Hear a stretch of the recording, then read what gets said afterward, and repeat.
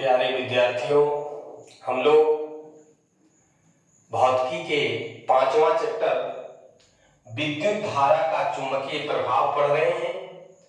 इस चैप्टर का आज चौथा क्लास है। पिछले 3 क्लास के वीडियो को देखने के लिए डिस्क्रिप्शन में लिंक शेयर किया गया है, आप वहां से देख सकते हैं। आइए आज के क्लास में हम लोग बहुत ही इंपॉर्टेंट टॉपिक पढ़ेंगे।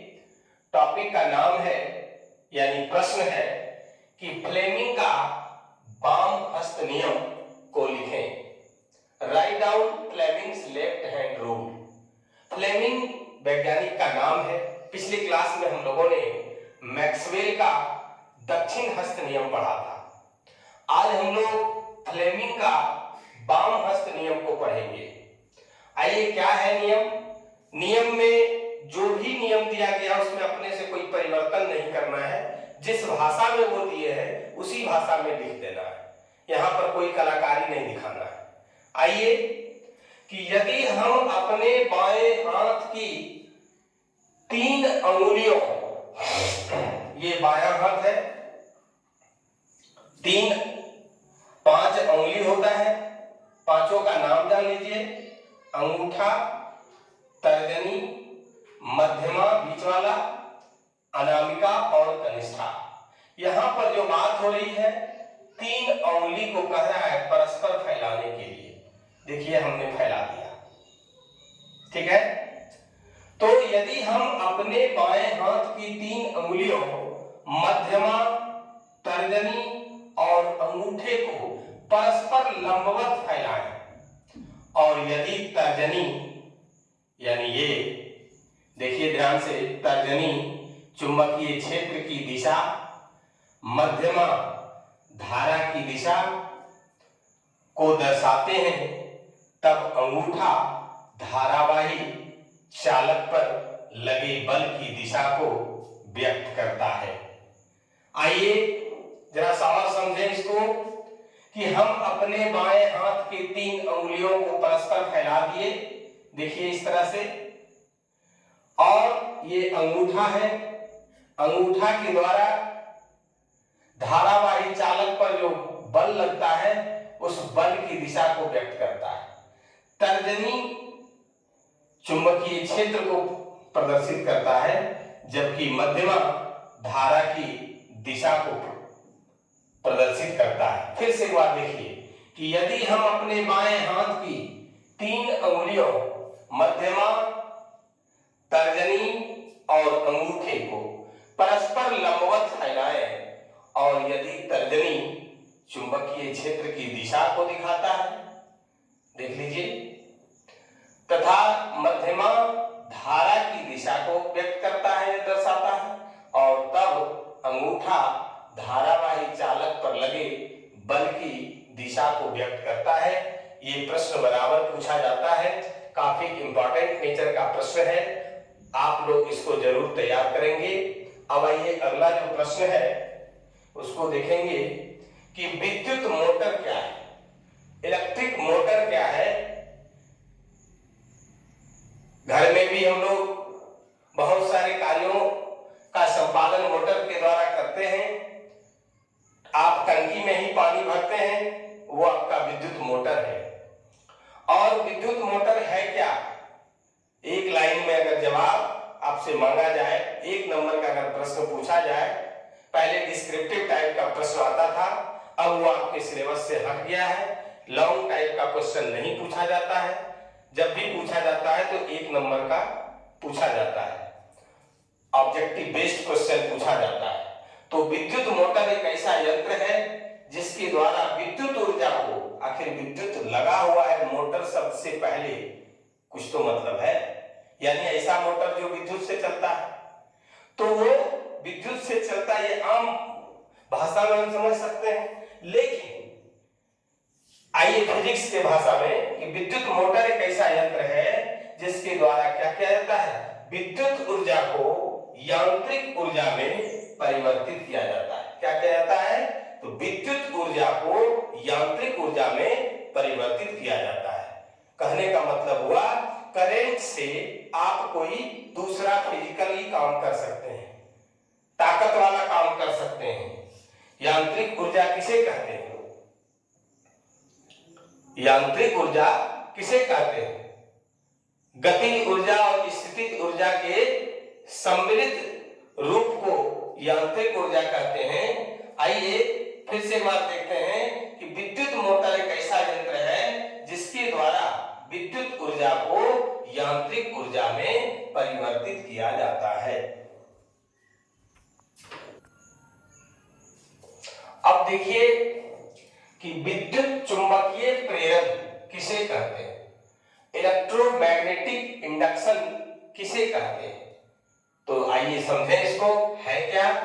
तो जब कुंडली और किसी चुंबक के बीच आपेक्षिक गति होती है तब कुंडली में विद्युत धारा प्रेरित होती है और इसी प्रेरित होने को, इसी प्रभाव को विद्युत चुंबकीय प्रेरण कहते हैं। आइए फिर से समझें कि जब कुंडली और किसी चुंबक के बीच आपेक्षिक गति होती है तब कुंडली में विद्युत धारा प्रेरित होती है और इसी प्रभाव को विद्युत चुंबकीय प्रेरण कहते हैं। अगला जो प्रश्न है कि विद्युत जनित्र क्या है? इलेक्ट्रिक जनरेटर क्या है? सिर्फ आम बोलचाल की भाषा में जनरेटर क्या है? जिससे हम लोग जब बिजली नहीं रहता है उस स्थिति में उससे बिजली प्राप्त करते हैं। तो विद्युत जनित्र एक ऐसा यंत्र है जिसके द्वारा यांत्रिक ऊर्जा को विद्युत ऊर्जा में परिवर्तित किया जाता है। अभी हम लोग पढ़े थे कि विद्युत मोटर क्या है, जस्ट उसका उलट है। उसमें क्या था विद्युत मोटर में कि विद्युत ऊर्जा को यांत्रिक ऊर्जा में परिवर्तित किया जाता है, जबकि जनरेटर के द्वारा क्या होता है, यांत्रिक ऊर्जा को विद्युत ऊर्जा में परिवर्तित किया जाता है। याद रखिएगा, ऑब्जेक्टिव में भी पूछा जाता है कि विद्युत मोटर की स्थिति में जो है वो विद्युत ऊर्जा को यांत्रिक ऊर्जा में बदलता है, जबकि जनरेटर की स्थिति में यांत्रिक ऊर्जा को विद्युत ऊर्जा में परिवर्तित किया जाता है। अगला जो प्रश्न है बहुत इंपॉर्टेंट टाइप का प्रश्न है कि विशिष्ट धारा डायरेक्ट करंट किसे कहते हैं? तो वह धारा जो सदैव एक ही दिशा में बहती है, वह धारा जो हमेशा एक ही दिशा में बहती है, दिष्ट धारा कहलाती है। दिष्ट धारा दो प्रकार के होते हैं, अस्थायी दिष्ट धारा और परिवर्ती दिष्ट धारा। इसको फिर हम लोग अभी देखते हैं बारी बारी से और बाय फिगर समझते हैं। अब आइए कि अस्थायी दिष्ट धारा किसे कहते हैं? एक ही दिशा में विद्युत धारा के अस्थायी प्रवाह को अस्थायी दिष्ट धारा कहते हैं। क्या कहा कि एक ही दिशा में विद्युत धारा के अस्थायी प्रवाह को अस्थायी दिष्ट धारा कहते हैं। चित्र के माध्यम से भी हम लोग समझेंगे। ये देखिए धारा है, इधर जो है वो समय है और इस तरह से देखिए कोई चेंजिंग नहीं है, सीधा ये खींचा गया है। ये सीधा जो दिखा रहा है वो अस्थायी दिष्ट धारा को दिखा रहा है। थोड़ा सा इसको और देखते हैं, हम लोग को और समझ में आएगा कि परिवर्ती दिष्ट धारा किसे कहते हैं। एक ही दिशा में विद्युत धारा के अस्थायी प्रवाह। अब अस्थायी देखिए एक बार इधर है, फिर ऊपर, फिर नीचे, इस तरह से दिशा एक ही है। इधर आएगा फिर प्रत्यावर्ती धारा हो जाएगा।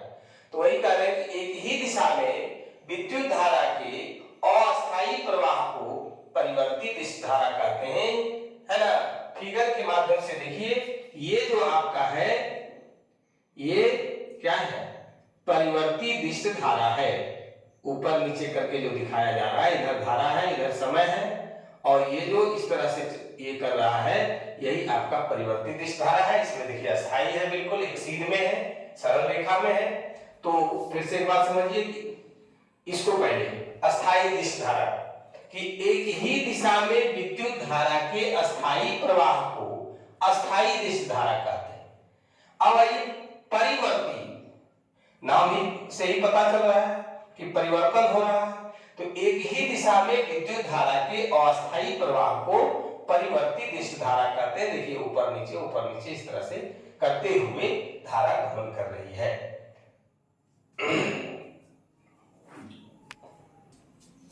आइए दूसरा टाइप जो है, एक हम लोग दिष्ट धारा पढ़े, दिष्ट धारा के टाइप पढ़े, अब है कि प्रत्यावर्ती धारा किसे कहते हैं, अल्टरनेटिंग करंट किसे कहते हैं।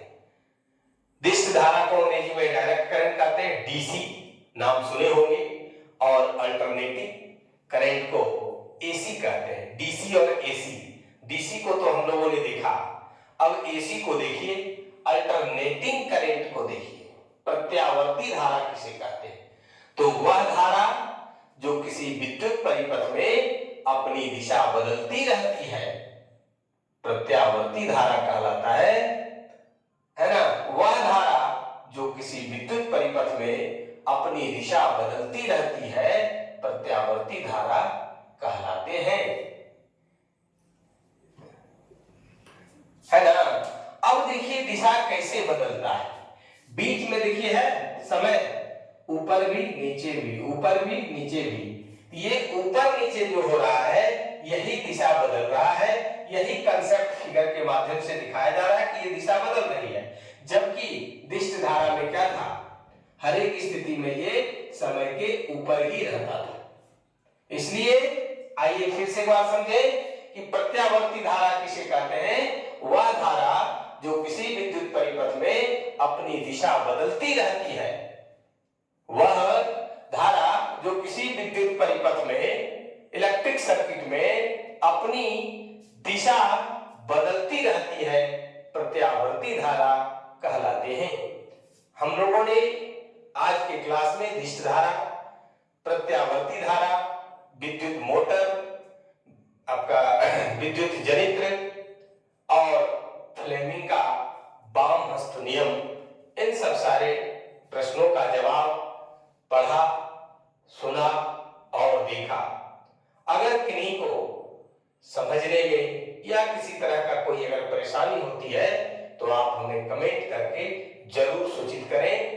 अगर वीडियो अच्छा लगा हो तो लाइक और शेयर जरूर करेंगे, और जो लोग चैनल को अभी तक सब्सक्राइब नहीं किया है, चैनल को सब्सक्राइब जरूर करें। मैं आपको विश्वास दिलाता हूं आगे जो भी विषय है, सारे विषयों की तैयारी विस्तार पूर्वक अच्छे तरीके से कराई जाएगी। आज की क्लास में बस इतना ही। धन्यवाद।